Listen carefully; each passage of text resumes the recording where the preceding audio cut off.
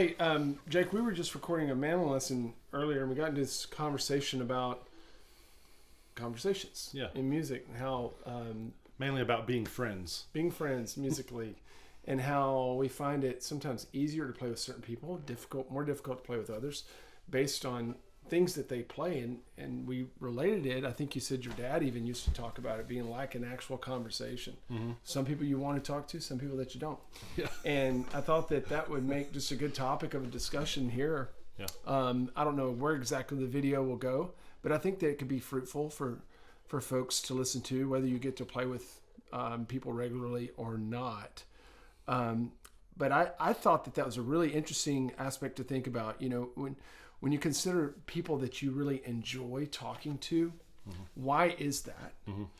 And when there's people that you necessarily don't necessarily enjoy it, or maybe even want to avoid, why is that? And what could be those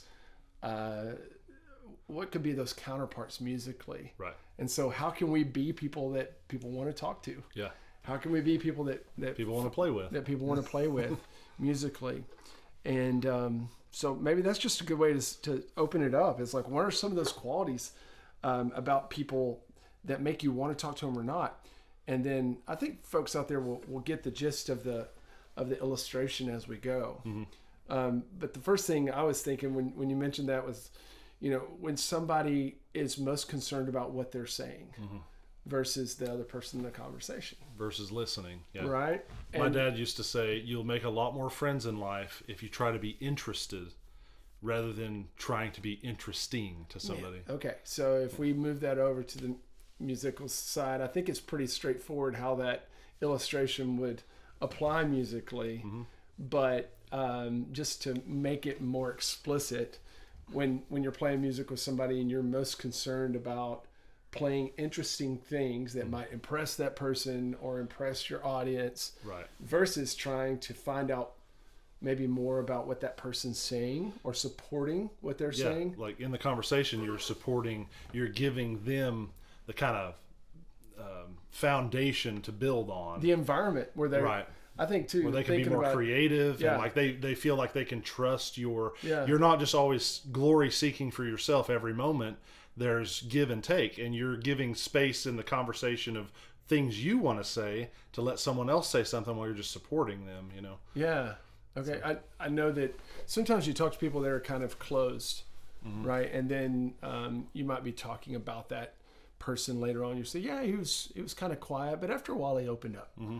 Like what was it that causes people to open up in conversation? It's ultimately feeling comfortable, feeling like they can trust you. Right.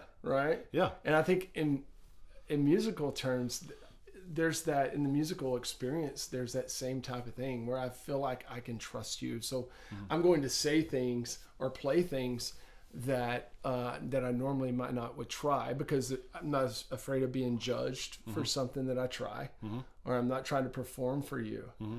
And so I love playing around people like that. Yes. Even and especially when they're really, really good communicators themselves. Right. We've talked about this before. Yeah. But I think inversely that should make us want to say that, well, I want to be that type of person. Mm-hmm. I want to be that type of person, somebody to make them feel comfortable to come out and play. Yeah. You know? I want to be the guy that people genuinely want to be around. Yeah. And that goes to all kinds of aspects of life, yeah. right? Yeah. And so it's no different musically. And like you said, there's a certain type of person, and God bless them. You know who they mm-hmm. are, and you know who you are, and you know who they are, and I know who they are, and everyone knows who they are. But there are certain types of people that the whole time you're engaged in conversation with them, and you mentioned this earlier, you can tell there's nothing you're saying they care about or are listening to. They're just thinking of the next thing they're going to say and waiting for the opening. Yeah. And sometimes not even waiting for the opening. Right. And, you know, like I said, love them. There's plenty of people in my life that I love to death that are like that are yeah. good folks. Yeah. But it's just like, I don't always feel edified or enjoy conversation with them in that way. Yeah. And the same thing goes, I think, musically. If you're playing with someone that is not trying to lock into what you're doing, they're not trying to be supportive of what you're doing, they're not listening, all they're concerned about is playing as obnoxiously and as hard and loud as they can so people will hear them, that's a very taxing situation to play with, because it becomes a competition instead of a conversation. Yeah. And that's not a comfortable place to play music when it's a competition. Right. It introduces all kinds of other elements. Yeah. And psychologies that it's just not a good place to be when you're trying to create or just have fun. You know, there's a few people that stick out to me that I feel like are the best conversationalists, meaning they're very skilled at saying what they want to say, but they're even more skilled at listening and drawing it out of you. There's a few of those people. We're probably thinking of one of the same people. Well, let's go 3, 2, 1. 3, 2, 1. Kenny Smith. Yeah. He is so easy to play with. Yeah, we didn't plan that. Yeah. And we've probably talked about him in this, in this particular subject. Maybe not this expressly, but yeah, he's. You don't get any better player, any better communicator than him, but also a more humble listener. Yes. I think humble's the key word. And I think that's where it comes from. It's just like anyone who you encounter in day-to-day life who's very intelligent and easy to converse with. They gained a lot of those insights and those skills from listening to people. Right. You know? It's like you can't hear what someone else is saying if you're just talking over them all the time. Yeah. And you have to be interested in Kenny told me once that even some of the simplest players he's ever played with, like what you would almost consider beginner, novice level players, he can find something inspiring in almost anybody who's coming at it from an honest position. You know, like, oh well, I never quite thought to put that quarter pause right before that, like that guy just did. Intentionally or accidentally or whatever, but you see value in everyone's music that way, and I think that's, if you see value in what everyone plays in that way, you're just naturally in a position to be that kind of player that we're talking about. It's like your starting point is totally different. It's kind of like in the mandolin lesson you were saying, if you have to think about what not to do, rather than that just being your baseline and thinking about what to do on top of that, you're already coming at it backwards. Yeah. Right. Yeah. If you're coming in 100 miles an hour, showing all your tricks, and not set on listening to what's going on. It takes a certain amount of experience and just growth on our instrument before we can begin to listen while we're playing, even rhythm, right? Yeah. So when you're first learning how to play chop on mandolin or just play rhythm guitar or roll with a banjo, that's requiring all of your attention almost. Yeah. And so you're doing pretty well to just sit in a group and play in time. But after a while, but you have to be proactive in this. After a while, you have to put that into its compartment and then start absorbing what else is going on with the musicians around you. And I'll just say that I fail at that often. I keep myself in the spotlight in my mind. I keep thinking, like, what am I doing? What am I doing? Well, this will be cool. And I'm missing what other people are saying. It's like while somebody's talking to you, telling you some story or confiding in you, and you're like, I wonder what my hair looks like right now. I wonder what I could say to make me sound really smart right now.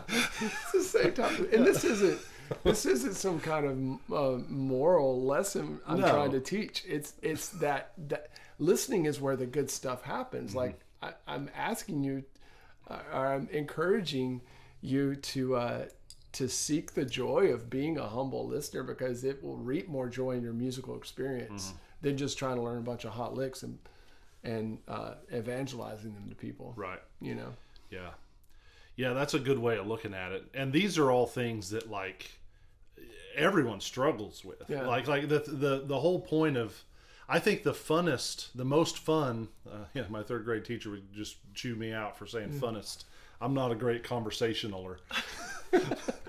But the most fun aspect to me is the moments in music when you have those unplanned but perfectly in sync musical interactions, and amongst good discerning players that listen, it's an addictive thing because it can happen a lot, but it does take a discipline to get there. Even so much so is just what this conversation, I think, would maybe accomplish to some people who hasn't thought about this, is just planting the seed to think about this. Right.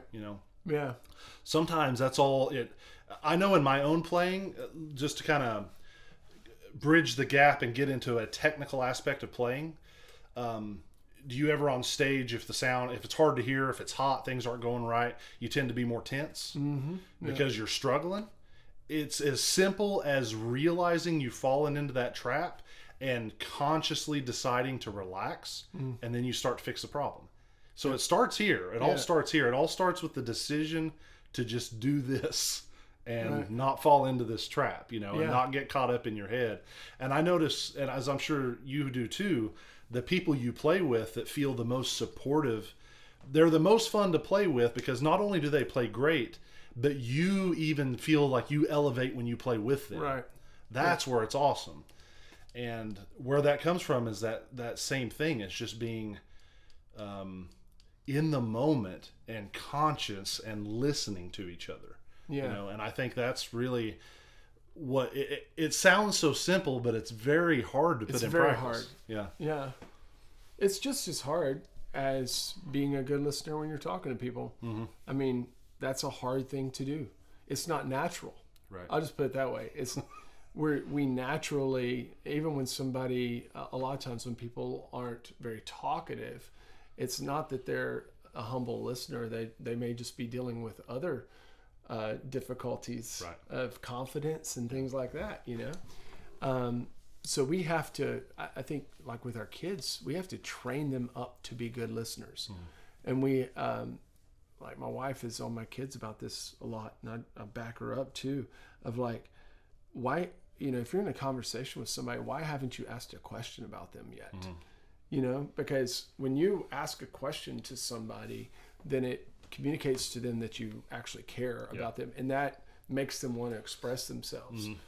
And then there's just so many parallel principles there when it comes to music. 100%, playing with others. 100%. When you're playing, if I'm backing you up on a solo, and I'm really listening to every note you're playing and just trying to be right there to give you, like even the most sensitive little things is what you're trying to control. Not only the type of rhythm you're playing, your note selection, the intensity and volume by which you're playing to be just a bed right under where your volume levels, just all those little subtle things.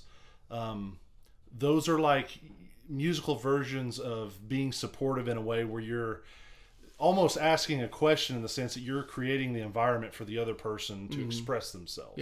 Yeah. And those moments, those are the most fun. Like, to me, that's the whole thing, that once you start to experience those, you get hooked on playing in a way that you never thought you would. And because it's gone beyond the notes, right, into the actual art and relationship of music.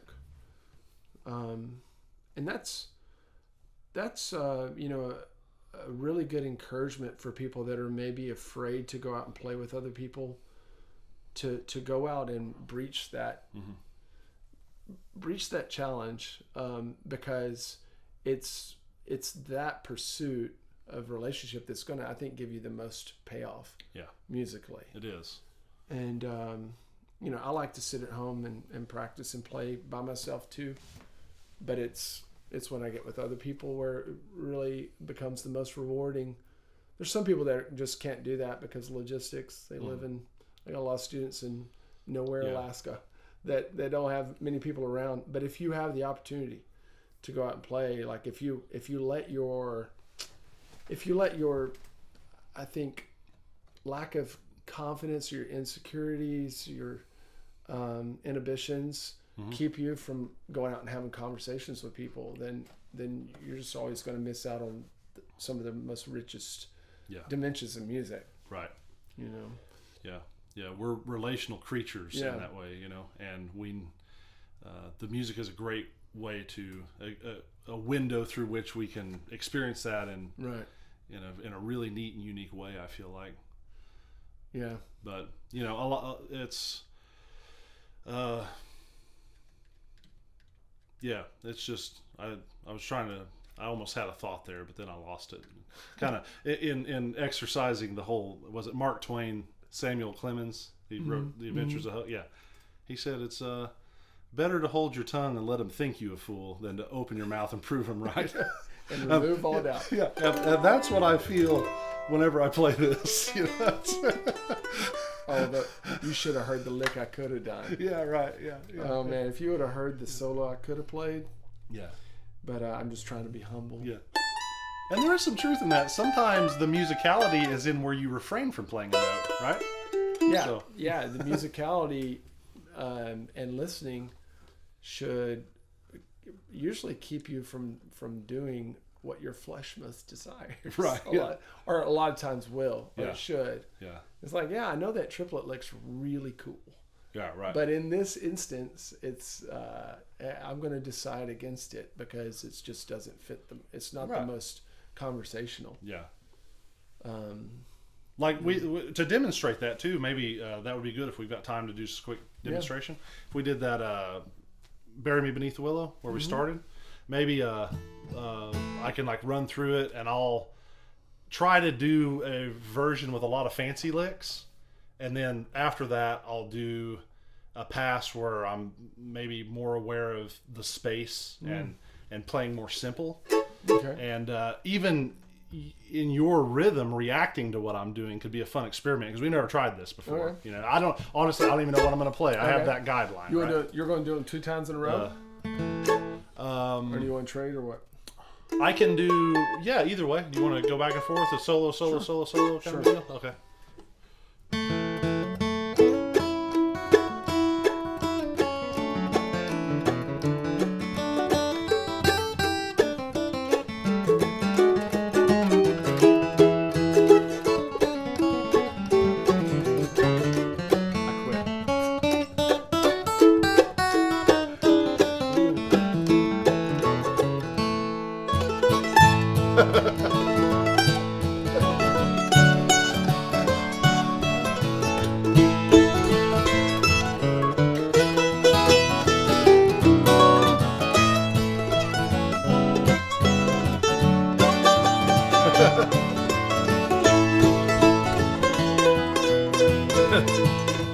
Right, now more thoughtful.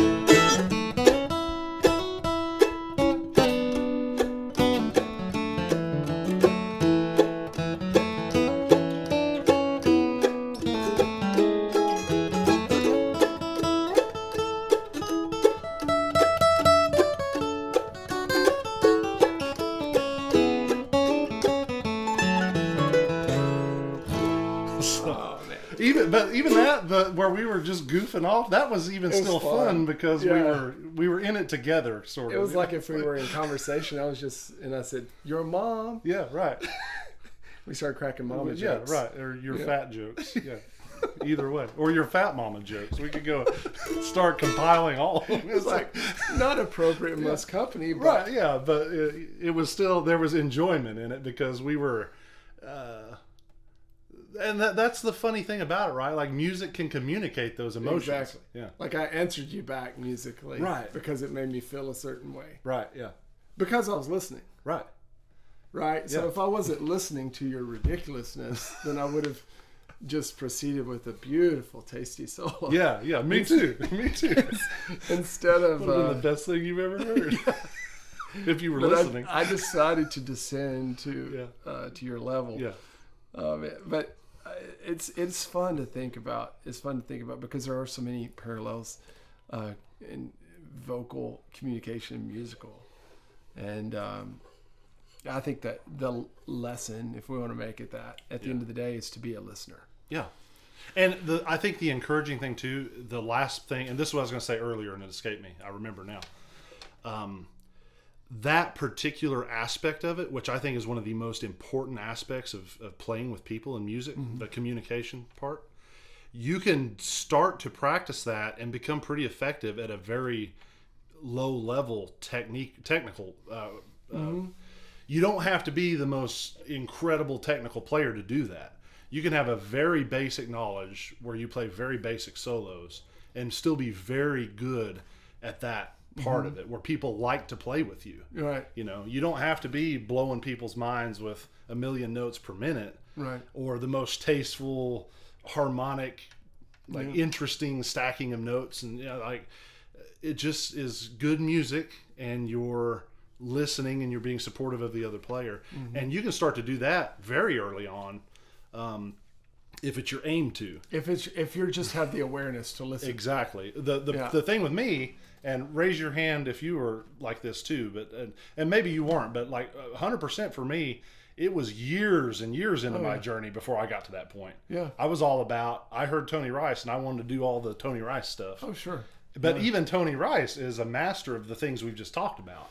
I would say I didn't really start to really understand what it means to listen until I was actually living in Nashville and working as a professional musician, and learned from more seasoned musicians what it really meant to listen. Yeah.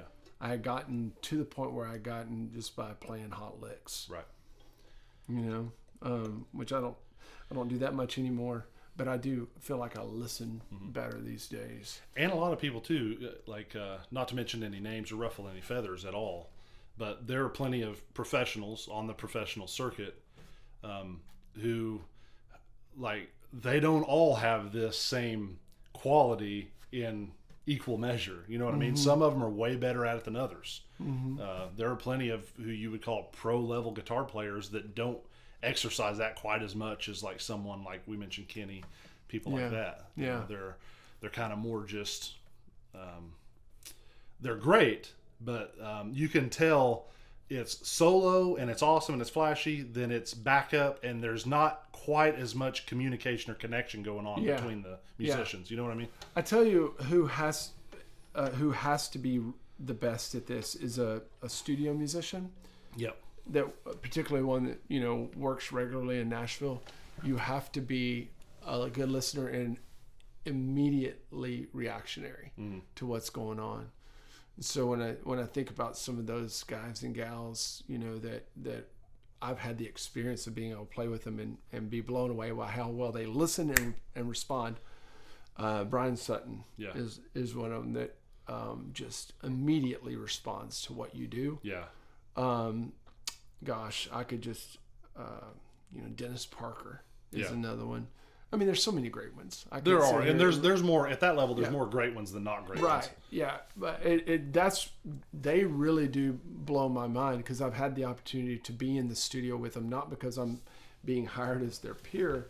Once or twice I have, but I'm hiring them to come in and work on projects that I'm doing, and just watching them respond to what's being said around them. And then when you have a whole room full of people that can do that, Jeff Taylor is another one that does that. He's primarily a piano player and accordion player, but man, he's just listening in real time, you know.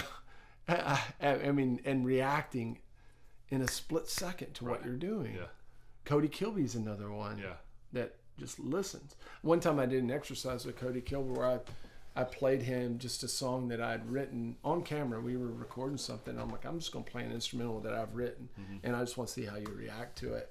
And I started changing things up, and he was just like, it's like pushing a slinky down a staircase. And just like boom, boom, boom. You know, it's like a dance. It's like there's just a certain like connection with certain musicians where you can anticipate and move with them. And so again, I just keep coming back to that principle of maybe you've never thought about really listening before.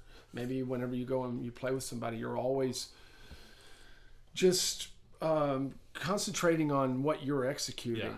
Don't mess up. Don't mess up. And I understand that. But maybe just try to consciously say, I'm going to just lay back and just really begin to listen to what people are doing beside me, and then I want to react to that. When they get louder, I'll get louder. Right. If they go soft and interesting with the timing, I want to be there in that moment. Right. And I want to convey that feeling that they're going for. You know. Yeah. Very good.